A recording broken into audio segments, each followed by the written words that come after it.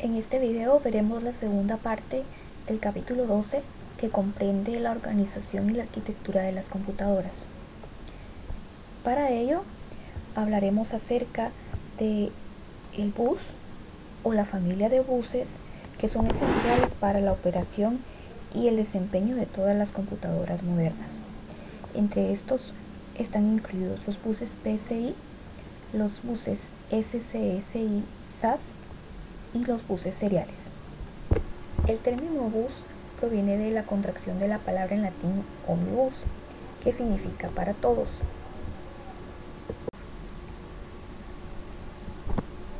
Un bus se comporta como una autopista la cual comunica a múltiples dispositivos.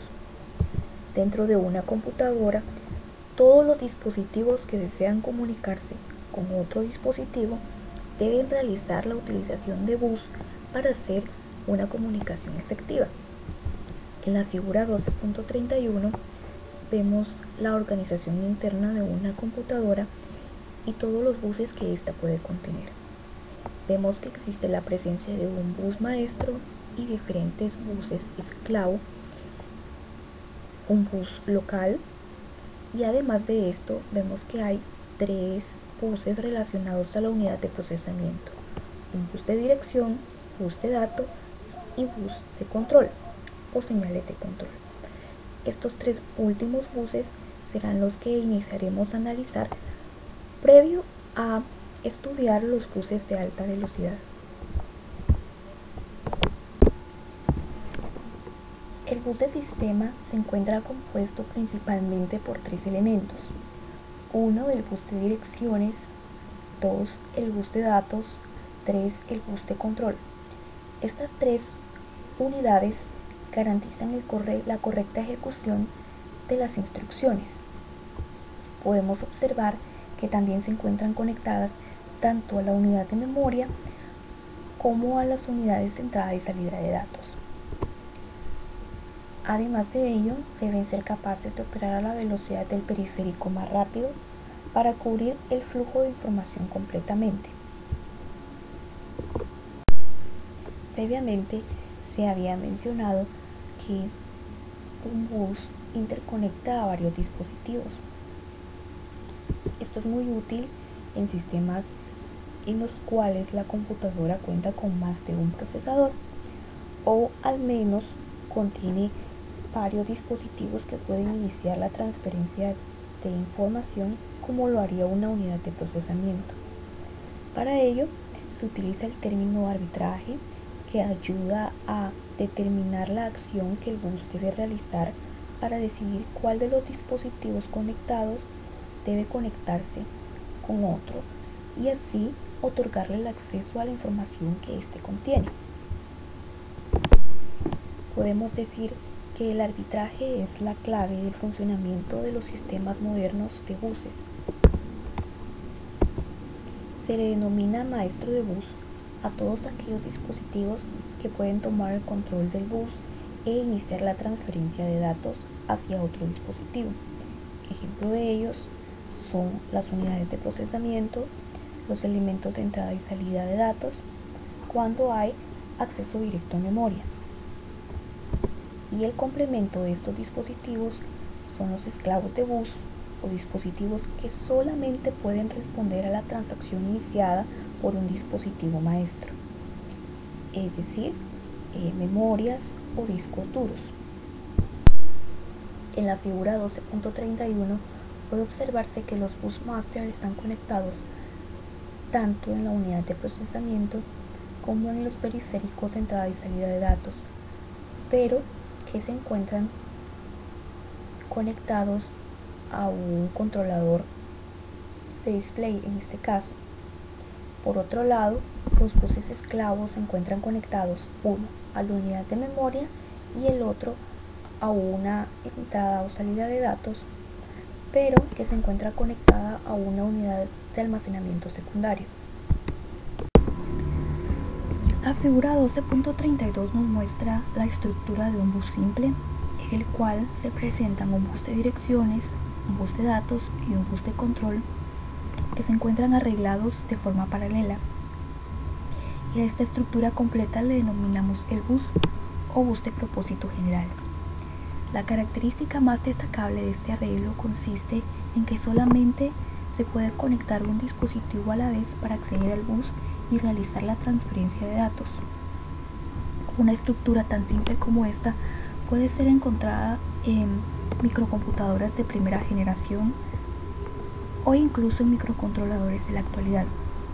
Los datos son transferidos desde el CPU hacia alguna unidad de memoria o periféricos de entrada y salida que pueden realizar una acción determinada o enviarla hacia un almacenamiento secundario. Además de eso, la figura 12.32 nos muestra cómo se subdivide el bus en unidades. Un bus de direcciones especifica la localidad de memoria de la cual serán leídos los datos o a la cual les serán escritos. Un bus de datos que copia la información desde un punto, que generalmente es el CPU, hacia otro punto. Y un bus de control. Generalmente el término bus de control es mal interpretado, pero este puede utilizarse para referirse a señales de control de flujo de información durante los ciclos de lectura y escritura de información. Por otra parte, existen sistemas de cómputo de alto desempeño, como las computadoras actuales, que tienen estructuras de buses más complejas, como la mostrada en la figura 12.33, que ilustra la estructura de un bus que emplea dos buses interconectados para generar una interfaz de expansión. Cada uno de estos sistemas por separado tienen diferentes niveles de funcionalidad y esto pretende optimizar aspectos como alta velocidad de transmisión de datos o tener amplios rangos de periféricos plugin. Estos sistemas fueron colocados inicialmente con la intención de incluir periféricos de bajo costo en las PCs actuales.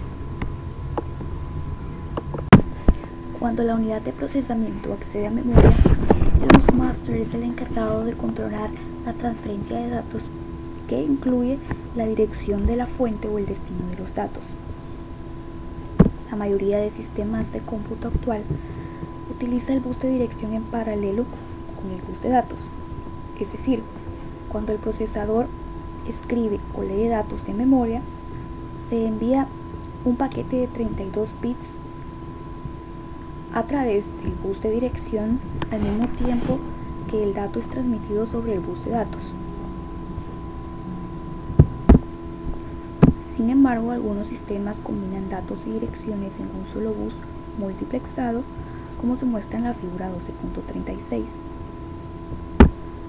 Esto implica que el tiempo total para la ejecución de un ciclo de escritura o lectura se divide: 1 para realizar el envío de la dirección a la cual se accederá y 2 para enviar la transmisión del dato en sí, siempre de forma alternada.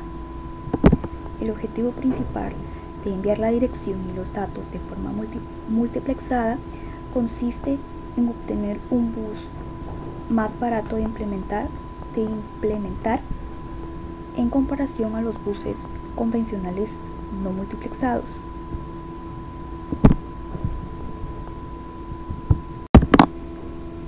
En los sistemas en los que se utilizan buses de dirección y datos multiplexados, es necesario colocar al inicio de la transmisión un multiplexor y al final de esta un demultiplexor que se encargará de determinar si es una dirección o un dato a almacenar. Debido a que estos buses son más baratos, también son más lentos y se utilizan cuando el costo es más importante que la velocidad de transmisión. Tanto para los buses de dirección multiplexados como no multiplexados, es posible optimizar la velocidad de la transmisión de datos a través de la implementación del modo ráfaga. Este consiste en la transmisión de una secuencia de datos hacia localidades de memoria consecutivas. Esto apoya a los sistemas de memoria caché, debido a que cuando una línea en una caché es cargada desde memoria, la dirección de la primera palabra es transmitida hacia la memoria.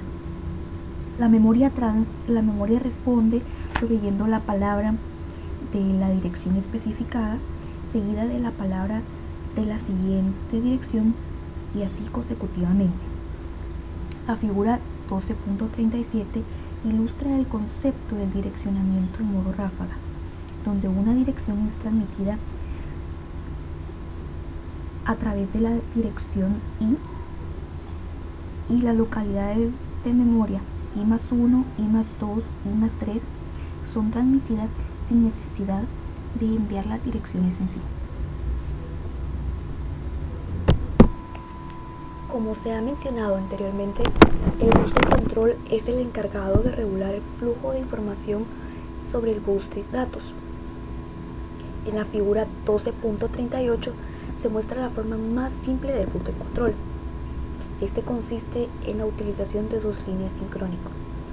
La primera señal consiste en la señal read-write o señal dirección de datos, en donde cuando se le aplica a esta terminal un 1 lógico, se indica a la unidad de procesamiento que se está realizando un ciclo de lectura, es decir, información fluye a través del bus slave hacia el bus master.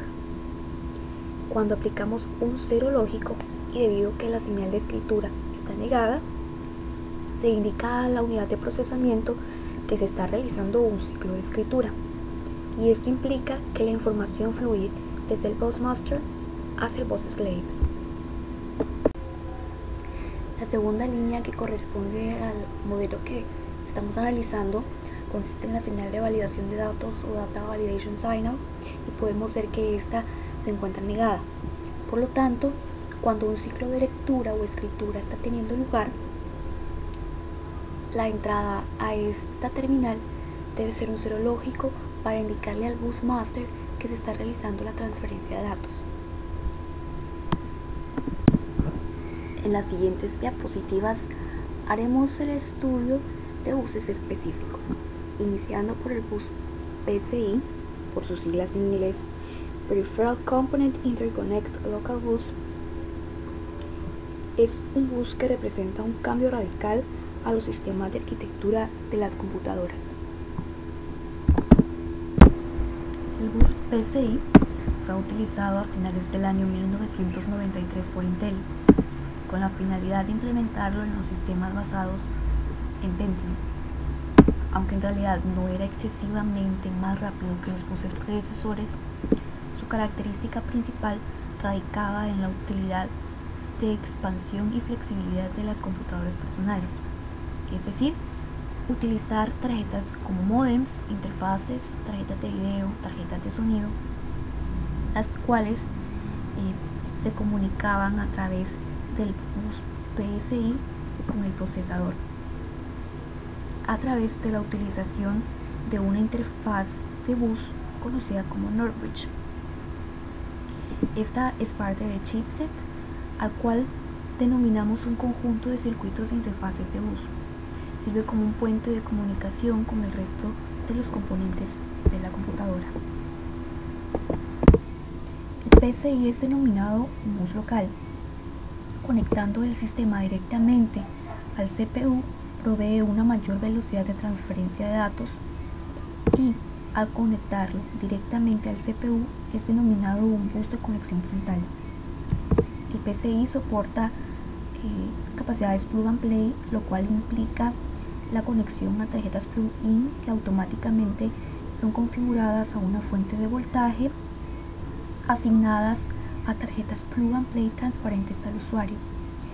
El bus PCI original tenía una capacidad de 33 MHz con paquetes de 32 o 64 bits, mientras que la segunda versión alcanzó una velocidad de reloj, una frecuencia de reloj de 66 MHz. El PCI se encuentra conectado al sistema de computador a través de un puente PCI por medio de un único chip y hacia otros buses por medio de un segundo puente. Esto significa que el PCI puede soportar buses con ISAs anteriores. Hoy en día el bus ISA se encuentra obsoleto y el bus PSI ha sido reemplazado por los buses PSI Express.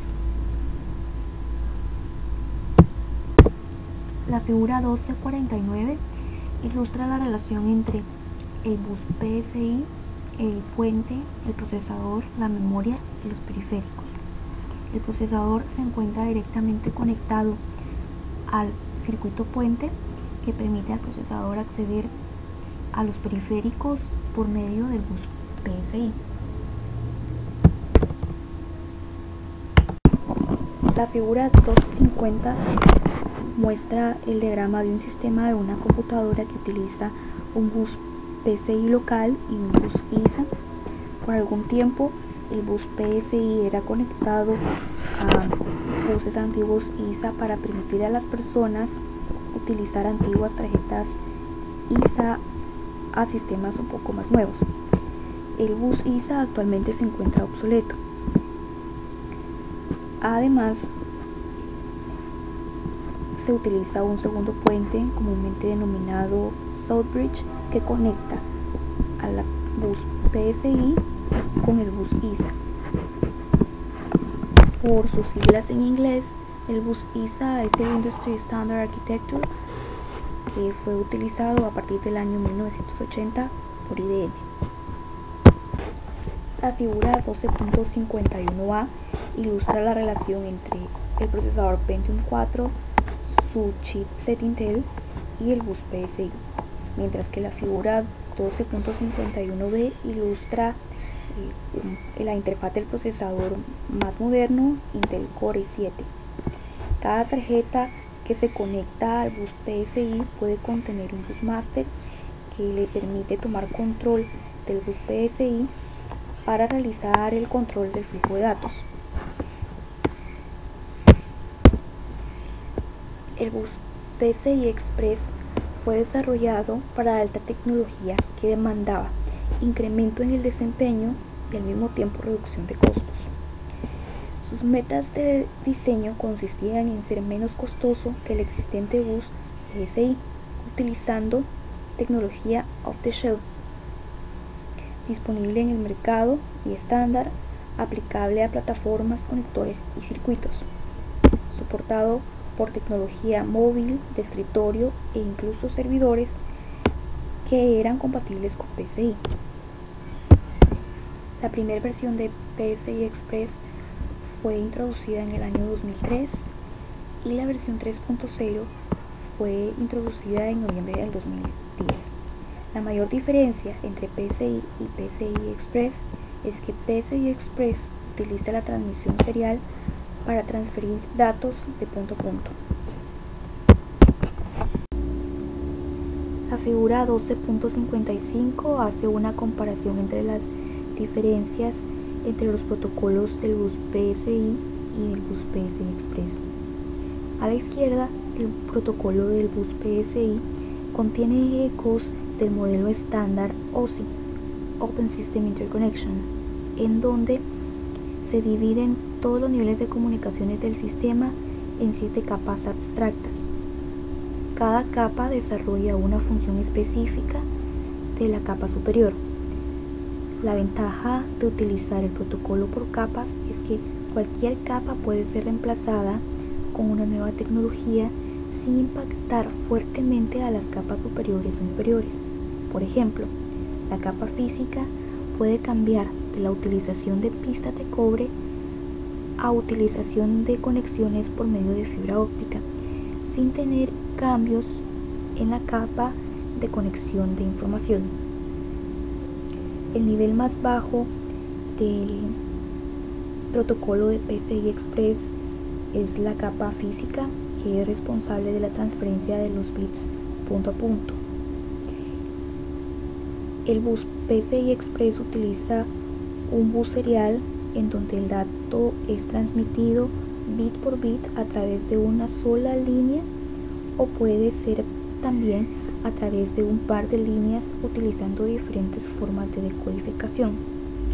Una característica interesante es que el bus PCI Express puede tener dos líneas seriales que proveen una datos y la otra direcciones. Ahora estudiaremos las interfaces SCSI y SAS, en donde SCSI fue uno de los primeros buses externos diseñados para comunicar una computadora con periféricos.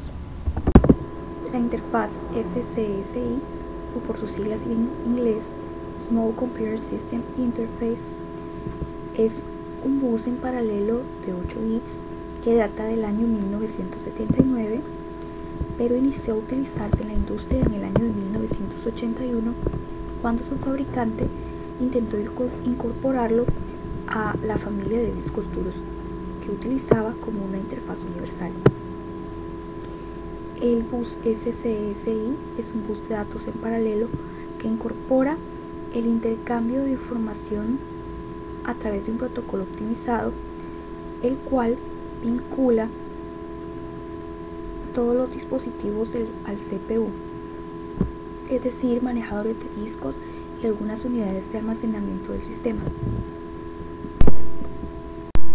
La figura 12.61 ilustra el concepto del bus SCSI, el cual originalmente era llamado SASI Bus en 1981.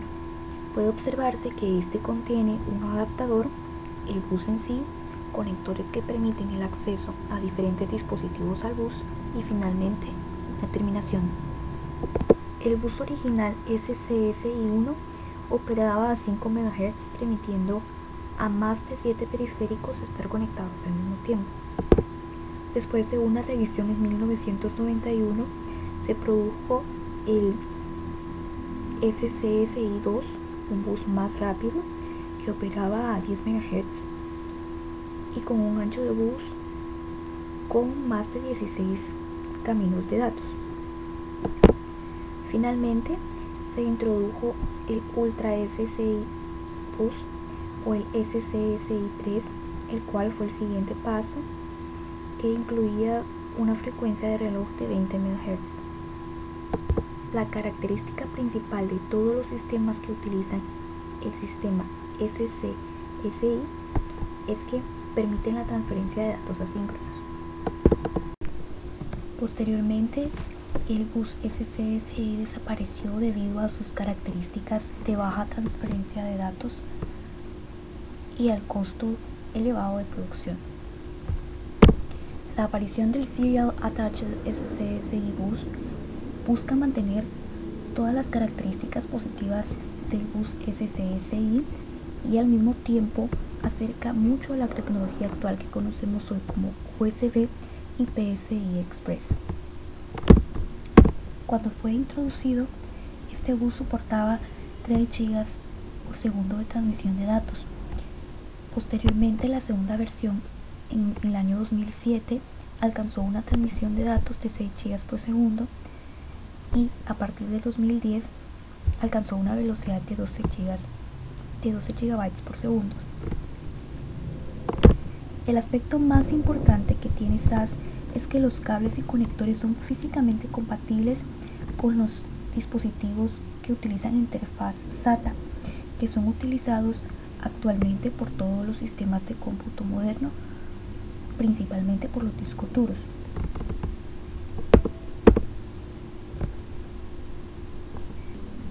Ahora estudiaremos los buses de interfaz serial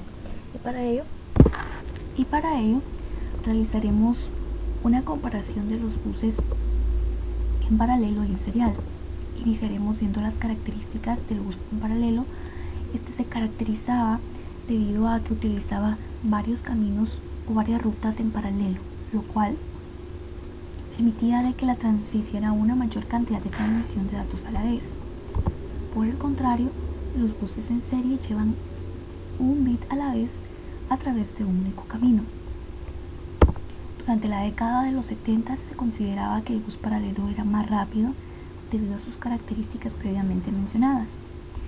Sin embargo, en la actualidad se considera que los buses seriales son más simples, rápidos y eficaces, debido a que se utilizan conexiones de fibra óptica en cada camino único. A continuación, introduciremos brevemente ¿qué es Ethernet? Este protocolo fue diseñado para operar en conexiones de área local a una velocidad de 10 megabits por segundo. Ethernet fue utilizado a finales de la década de los 70 y en la actualidad es un estándar de la IEEE, el estándar 802.3. En la actualidad, este es un estándar de bajo costo que permite velocidades de transmisión de datos en conexiones de área local entre 100 megabits por segundo y 1 gigabit por segundo. Al utilizar Ethernet, todos los dispositivos son conectados a través de un solo cable que no necesita líneas especiales de control. La transmisión a través de Ethernet en la actualidad puede hacerse a través de 4 versiones: cable coaxial grueso y delgado, par trenzado e incluso fibra óptica.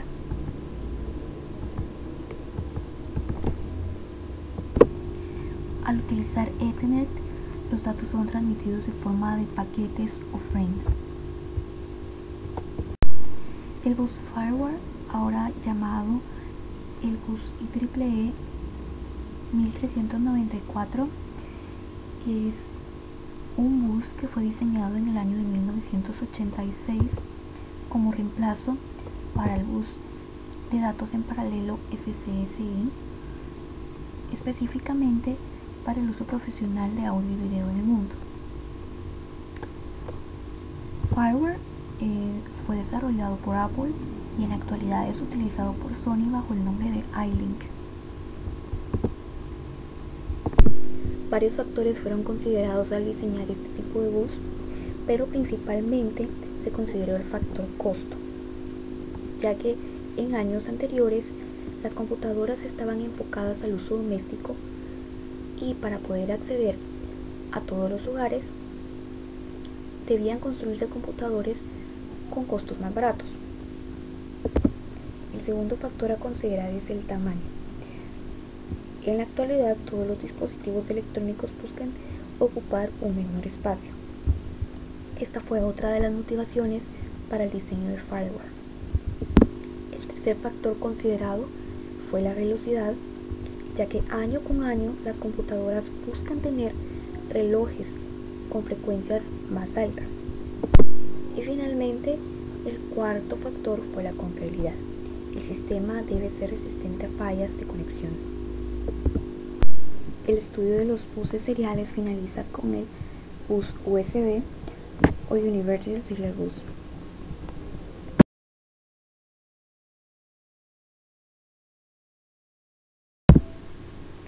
USB fue desarrollado por el consorcio de Compaq, TEC, IBM, Microsoft, NEC y Nortel en el año de 1994 y ha resultado ser la interfaz digital individual más exitosa de la historia. En el año de 1996 emergió la especificación USB 1.0 que soportaba una velocidad de 12 megabits por segundo.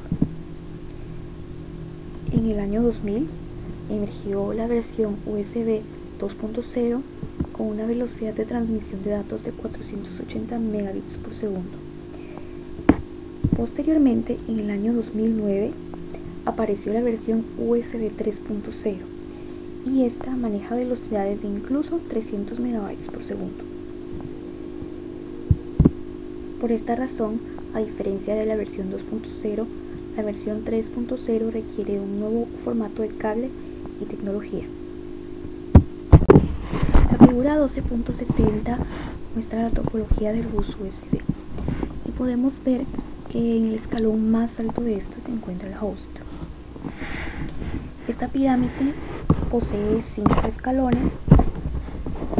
El host se comunica con la computadora y los controles del bus USB. El host es conectado directamente a un hub, que es un dispositivo que distribuye la información del bus USB a niveles más bajos de la jerarquía. Un hub puede ser conectado directamente a un periférico, puede ser conectado también a varios periféricos o incluso a otro hub. Cada hub puede ser conectado a hubs de niveles más bajos. los cuales tienen funciones específicas.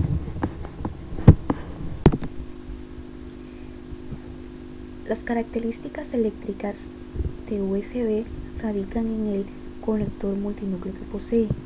Desde la introducción de este bus, los periféricos se han vuelto cada vez más pequeños y los cables USB han tenido que adaptarse a estos periféricos. Muestra de ello en la figura 12.72, donde se muestran las 4 formas básicas de los plugs y sockets USB.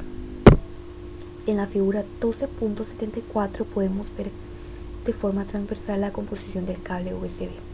Este posee 4 conductores y 2 pantallas.